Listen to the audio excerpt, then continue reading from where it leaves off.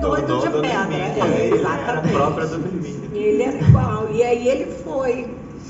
E tem um fato curioso, que ele estava na casa de Marquinhos Magela e ele virou para Roseli, ele pediu um carro emprestado, bateu com o carro da Roseli, aí ele era terrível.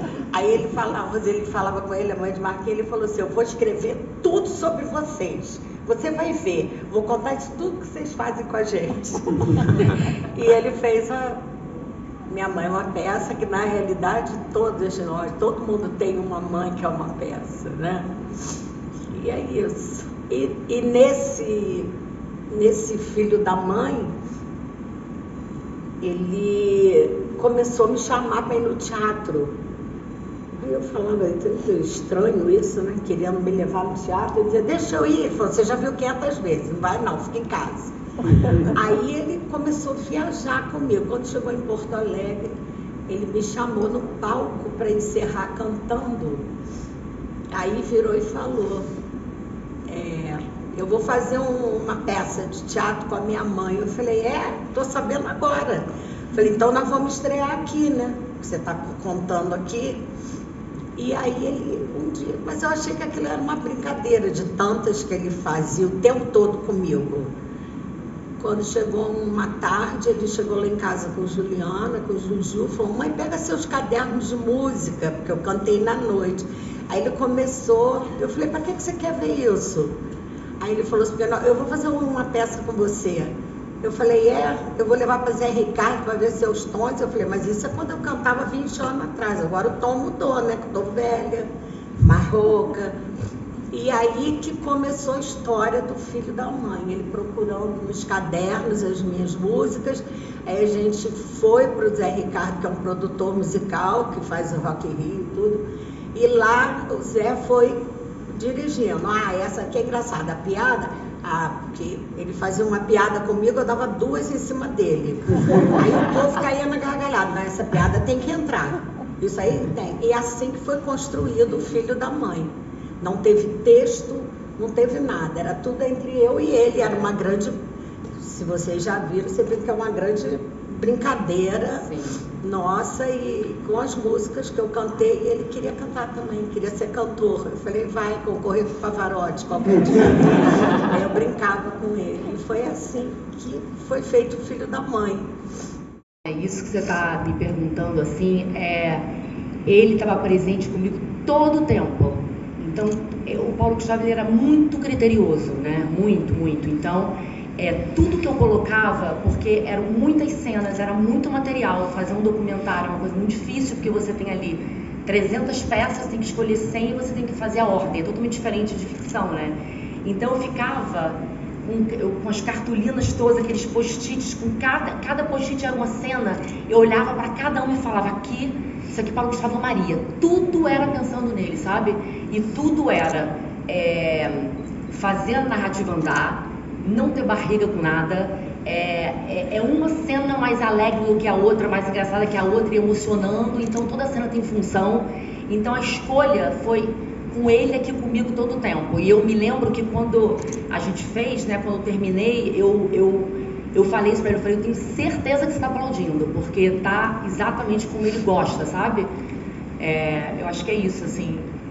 Foi muito importante, na verdade, todo esse critério, toda essa vivência que eu tive com ele nos trabalhos, de saber o que ele gostava, de saber o que ele valorizava, sabe, o que ele acreditava, e saber o que ele comunicava. Porque o Paulo Gustavo, ele tinha isso, né? Ele fazia questão de comunicar. Ele falava, minha arte não pode ser para poucos, eu preciso comunicar. E ele comunicava de uma forma muito afetuosa, de uma forma muito amorosa. Ele falava, eu vou falar de assuntos sérios, mas entrando suave na casa das pessoas, jamais batendo na porta, jamais chutando a porta, sabe? Ele falava muito isso. Então eu acho que o documentário também tem isso, tem leveza, fala de assuntos sérios e depoimentos e tudo de uma forma amorosa. Então eu acho que tem ali bem o que ele queria mesmo. E tem uma coisa que a gente passou várias noites, né, virando noites na sala de montagem. E eu faço isso, obviamente, em todas as nossas produções, mas o que se destacou nesse processo nosso Primeiro que tinha uma tela de cinema, né? Era um quartinho micro, que metade do quarto era uma tela gigante de cinema, um sofá, né, e um computador. E todo mundo ia para as sessões, assim, que é muito raro, né? Porque normalmente fica os gatos pingados que precisam vir à noite e trabalhar muito para fazer aquilo acontecer.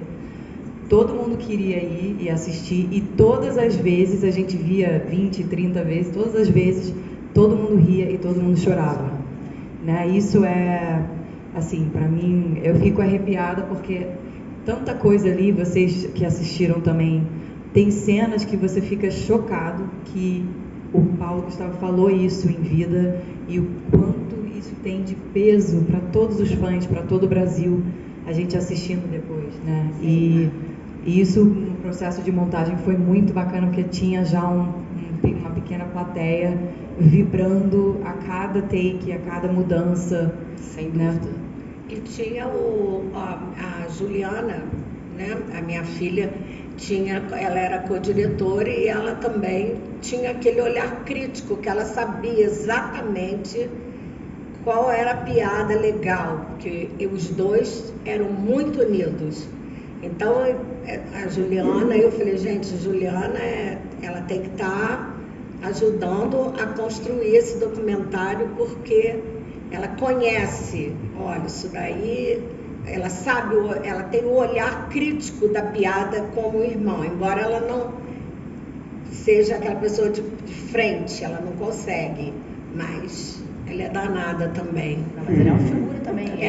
A família toda é louca. Agora a gente espera que os netos que tem não seja tanto. Né? Mas um trabalho que fala tanto de afeto, nada melhor do que ter pessoas que têm amor e afeto por ele. Então, a gente tinha a Ju, a irmã, imagina, amor ali, puro amor, né, no trabalho, e o Phil, que é um grande amigo dele e um irmão, e ele está muito presente, vocês viram o documentário, porque ele está ali desde o início da vida profissional dele, então ele sabia falar muito bem sobre esse início da Hermínia, sobre tudo isso. E você falou dos netos agora, isso é uma outra coisa também que eu pensava, quando eu estava fazendo, eu falava, Romeu e Gael daqui a anos vai assistir isso aqui. Então isso também é um registro para eles, sabe? Então até o cuidado do quanto tem de cada um, sabe? O número de fotos de um tinha que do outro também. Eu tive esse cuidado de deixar tudo muito equilibrado e imaginar eles assistindo isso depois, sabe? Porque eles vão ouvir falar desse pai, mas não vão ter a vivência com esse pai. Então esse registro vai deixar muito forte o que é esse pai, né? O que ele representou e o que ele representa para as pessoas, assim. Então eles também foram duas pessoas que me guiaram, assim, os meninos. Bom dia a todos, eu sou a Cris, do Veículo e Magazine. Eu tenho duas perguntas breves. Nós acompanhamos no filme que essa última turnê do Paulo Gustavo com a mãe, o show musical, mostrou um lado não só humorístico dele, mas de certa forma cantor.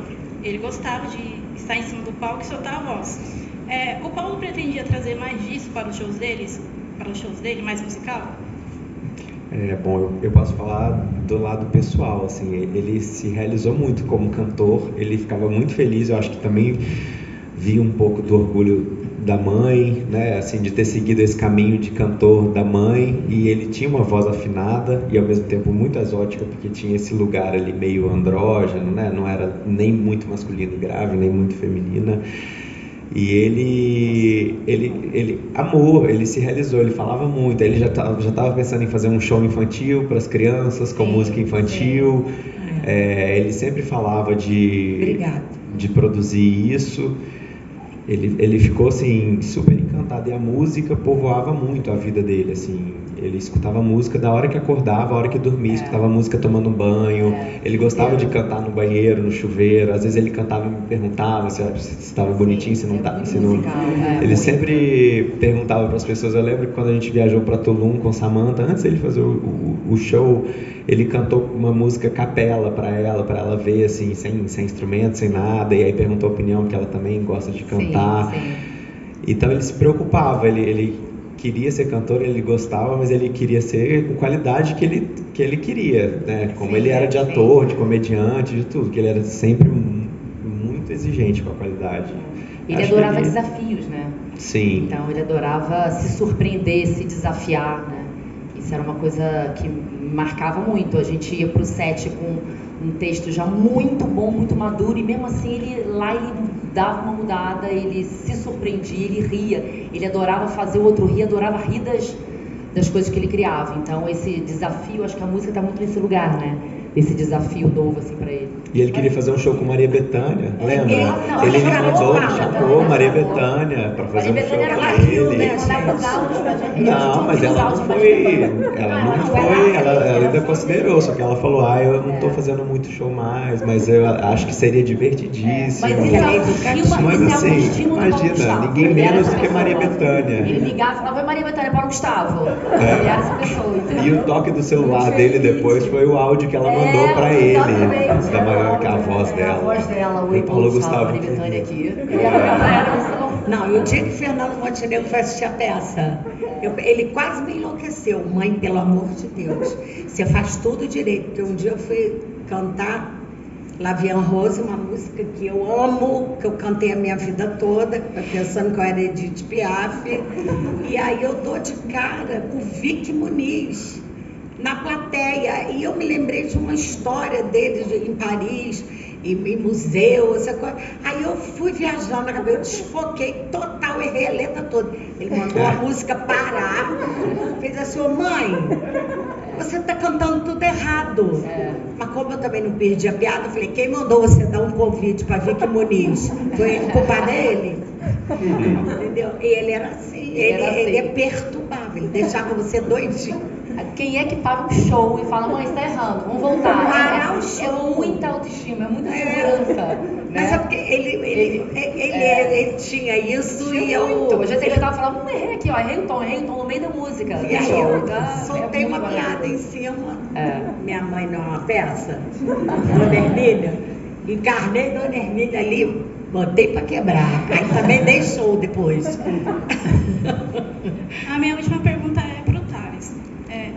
Em um dos filmes de Minha Mãe é uma Peça, você teve uma breve aparição empurrando o carrinho com seus filhos. Futuramente, vocês planejavam uma outra participação sua em mais algum projeto dele?